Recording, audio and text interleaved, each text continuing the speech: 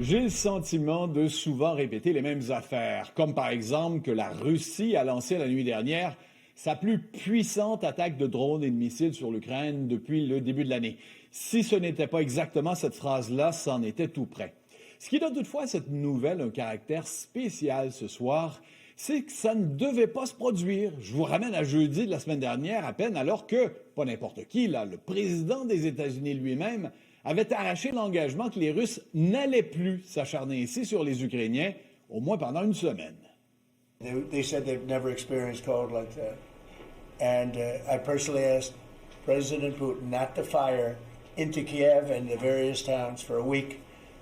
And he agreed to do that. And I have to tell you, it was very nice. A lot of people said, don't waste the coal, you're not going to get that. And he did it, and we're very happy that they did it. Il faut dire que cette déclaration du président américain, elle est venue d'un peu nulle part au cours de la réunion de son cabinet, surprenant tout le monde, je vous le dis franchement, comme le soulignaient nos collègues de NBC News, Moscou et Kiev, se montrant confus devant une telle affirmation. Alors, le plus évident serait de dire que Donald Trump, s'est fait jouer, encore une fois, par Vladimir Poutine, qui ne s'est jamais montré conciliant vers l'Ukraine en près de 4 ans de guerre, malgré ce que prétend le président américain. Ces frappes de la Russie ont été menées quelques heures avant l'arrivée en Ukraine du secrétaire général de l'OTAN, Mark Rutte, un homme qui a plus d'une fois prouvé qu'il était prêt à toutes les compromissions pour faire plaisir à Donald Trump et sauver l'Alliance atlantique, mais même lui a reconnu que la Russie, au moment où, en principe, des discussions de paix sont engagées, semble se moquer de ce qui se passe. Direct talks are now underway, and this is important progress. But Russia attacks, like those last night, do not signal seriousness about peace. Parce qu'effectivement, c'est demain et jeudi que des pourparlers entre Ukrainiens, Russes et Américains doivent se tenir à Abu Dhabi, où a eu lieu une réunion semblable le mois dernier. Avant d'envoyer sa délégation aux Émirats arabes unis, le président ukrainien a tenu à insister sur le fait que ce sont les Russes qui ne tiennent pas parole dans tout ça. Знехтували зусиллями американської сторони. Було прохання президента Сполучених Штатів утриматись від ударів по енергетиці та по критичній інфраструктурі. Ви про це знаєте. На час зустрічі наших. Malheureusement, il ne faut pas attendre un quelconque haussement de ton de la part de la Maison-Blanche à l'égard du Kremlin, la porte-parole du président reconnaissant qu'il n'avait pas été surpris par la dernière vague de frappes russes sur l'Ukraine. Comment voit-on ce balancier entre guerre et espoir de paix? Je joins pour en parler Tetiana Ogarkova, coordonnatrice au Ukrainian Crisis Media Center. Je vous retrouve, Tetiana, à Kiev, la capitale ukrainienne. Tout d'abord, dites-moi, la nuit s'est installée chez vous et si j'ai bien lu, elle sera encore une fois extrêmement froide, c'est juste? Oui, tout à fait. Cette nuit, comme la nuit précédente, on va avoir moins 20 degrés, aux alentours de moins 20 degrés, ici à Kiev, aux alentours. Ce sont des températures extrêmement froides pour la saison et pour nous, on a longuement perdu l'habitude de ces hivers-là, mais évidemment, la situation se complique par l'absence d'électricité, par des coupures d'électricité qui sont extrêmement fréquentes. Là, je vous parle pendant la coupure d'électricité. Et si vous voyez un peu de lumière, c'est parce que j'ai des batteries. Et si vous m'entendez, c'est parce que il y a le Wi-Fi du type optique que nous nous sommes installés justement pour être joignables.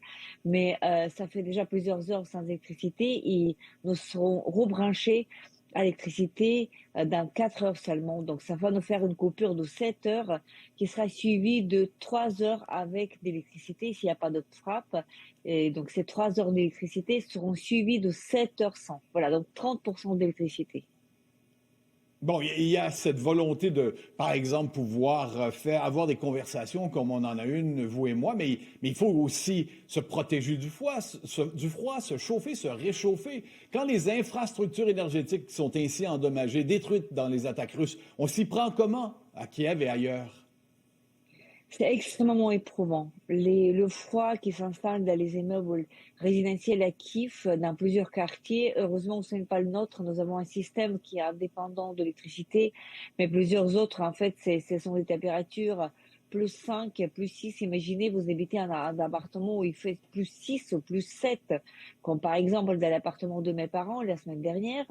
Imaginez que dehors il fait moins 20 et vous n'avez pas de comment vous réchauffer puisqu'il n'y a pas de chauffage, il n'y a pas d'eau, il y a pas d'électricité, vous ne pouvez pas brancher voilà, votre chauffage, rien du tout. C'est extrêmement difficile. Malheureusement, c'est un génocide pur et net. Cette nuit, justement, les frappes que nous avons vues, ils ont ciblé justement d'une manière très précise les centrales responsables pour le chauffage. Même pas pour l'électricité, mais pour le chauffage.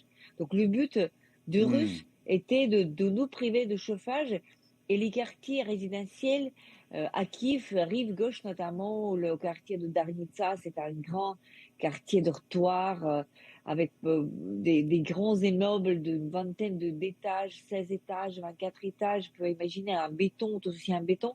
Ils sont privés de chauffage depuis ce matin, ça fait déjà plus de 12 heures. On peut imaginer les Et températures à mais l'intérieur. Absolument. Mais Tétiana, je vais vous entendre parce que ces attaques et les conséquences que vous décrivez, on sait bien que ça vise à essayer de briser le moral de la population, faire en sorte qu'on veuille arriver encore plus rapidement que possible à la fin de ce conflit. Sentez-vous autour de vous, voyez-vous des gens qui disent, oui, j'en ai franchement assez, faisons les compromis qu'on est obligé, qu'on nous demande? Ben, c'est justement que c'est ça, c'est qui est idiot.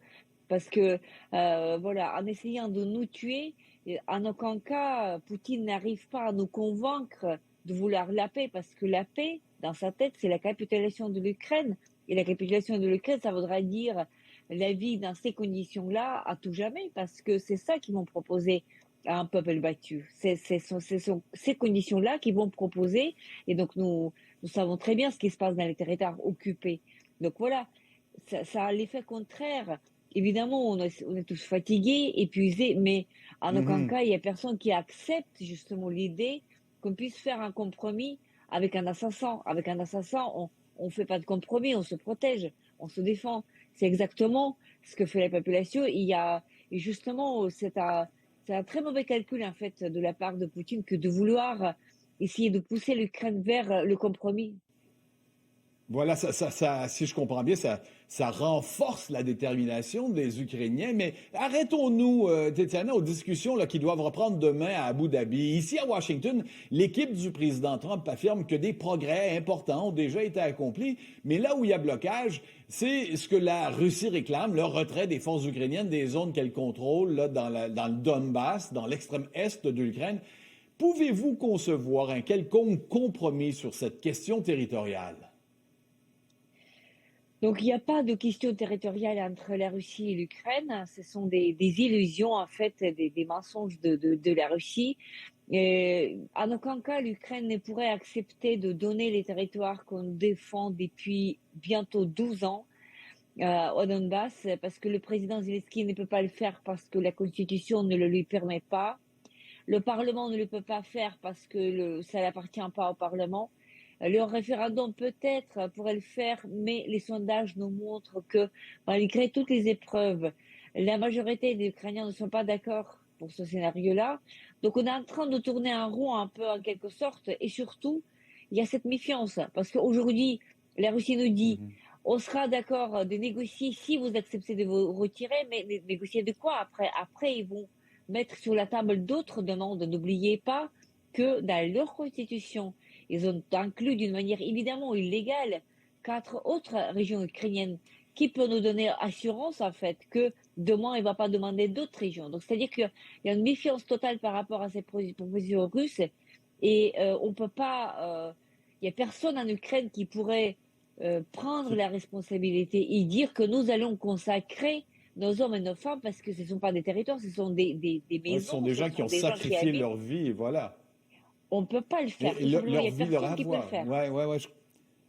Avant de vous laisser, Tétiana, en quelques mots, là, à travers toutes ces épreuves, tout près de 4 ans après le début de la guerre, mais vous avez parlé, bien sûr, si on regarde ce qui s'est passé avec la Crimée, mais le président Volodymyr Zelensky, là, est-ce qu'il obtient toujours le soutien d'une majorité d'Ukrainiens ou est-ce que les gens aimeraient voir quelqu'un d'autre les représenter face aux Russes et aux Américains? En fait, évidemment, donc les sondages montrent que la popularité de Zelensky, évidemment, elle a beaucoup baissé si on compare avec sa popularité lors des élections en 2019. Donc, évidemment, il y a des rancunes, il y a des critiques, et il y a Mhm. des failles, il y a des erreurs, il y a un peu de tout. Le problème est que pendant la loi martiale, la loi est telle que nous ne pouvons pas avoir des élections. C'est-à-dire qu'ils ne plaisent pas, nous devons faire avec. C'est-à-dire que pendant la guerre d'une telle ampleur, avec un tel contexte sécuritaire impossible, c'est-à-dire les Russes, ils frappent tout rassemblement, donc on ne peut pas rassembler les gens, on ne peut pas voter, donc il faudra Naturellement, faire avec. naturellement. On verra après. Et évidemment, ce n'est pas question qu'on aime ou on n'aime pas le président, qu'on le soutient ou on ne le soutient pas. On doit défendre ce pays, on doit défendre cet État ensemble aujourd'hui. Et après la guerre, à un moment, on verra. Il y aura évidemment les règlements du compte, c'est-à-dire il Ouais. y aura aussi les citoyens auront leurs choses à dire au président Zelensky. On n'y est pas encore. On vous souhaite tellement bon courage, Tetiana Ogarkova, d'ici là. Je rappelle que vous êtes coordonnatrice au Ukrainian Crisis Media Center et que je vous retrouvais ce soir à Kiev, en Ukraine. Merci d'avoir été avec nous.